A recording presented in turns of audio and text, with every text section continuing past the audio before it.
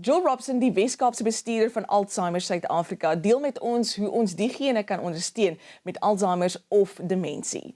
Jill, it's lovely having you here. Thank you.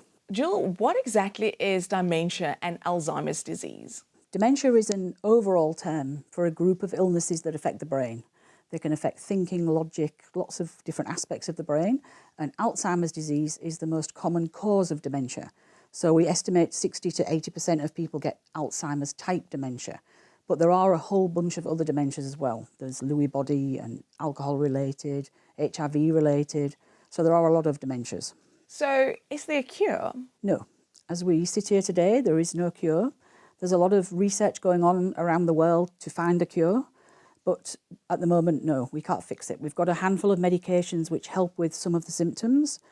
And often, people do go onto those medications, which is helpful. Why should people get tested if there's no cure? That's always the thing. People say, well, there's no cure, so what's the point in people knowing that I've got the disease? It does help to get a diagnosis. A whole bunch of other illnesses cause the symptoms of dementia. Vitamin deficiencies, too much cortisol. There's a whole bunch of diseases that cause those symptoms. So we test for Alzheimer's or other dementias, and then at least for me, it's about the family and having the way that they cope with the disease better. They also, if they know they've got the disease, you can look forward into the planning stages.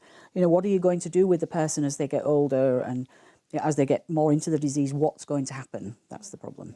What are the early signs and what are the symptoms that one should look out for?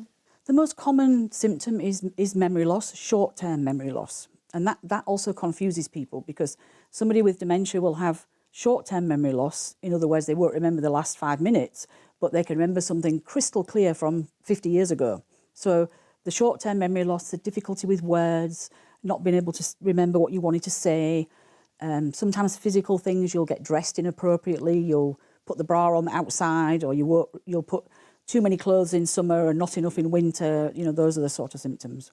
What should someone do if they're concerned about a loved one? Definitely get a diagnosis. It really helps to know what you're dealing with. Like I say, a lot of other diseases can cause similar symptoms. So helps a lot to know that you're dealing with dementia. For the long-term planning, it's really important because people often think that they can look after somebody with dementia, indefinitely. And often they find out, actually, I can't do this. And they need help then. Home care or maybe putting the person in a home. How is a person tested for the disease? Okay, it's a combination of tests. There is unfortunately, no one blood test that says you've got Alzheimer's, which would be nice, but we don't have that.